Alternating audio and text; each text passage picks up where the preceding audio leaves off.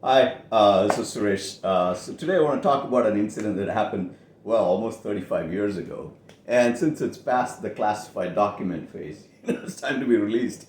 I was telling my wife about the story, and the story goes, it's very simple. I was in grad school, this was probably 1990, 91.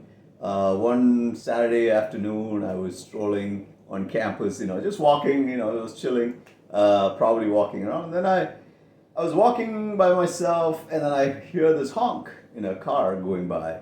And I looked at the car, and I thought it was somebody I knew, probably a friend of mine in the car honking. And I looked, and there was this girl going, and she was waving at me, and I waved back, and I didn't recognize her. So I didn't think much of it. I thought she was probably, maybe drunk. I don't, maybe it was like a Saturday afternoon, in summer on campus. But then I kept walking, and this car pulls up next to me, and she gets out of the car and she starts talking to me. And she told me a few things that I'm blushing now still about.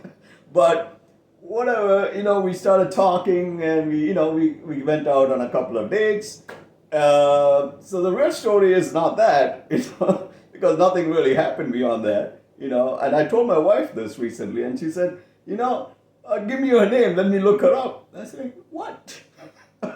That's not the response I expected. But I said, what, are you trying to check up on me to make sure this story's right? Why am I making up the story? But then I told her, don't worry about it. I already looked her up and I couldn't find her. That's the fun of, being almost 59, where you can talk about all these things.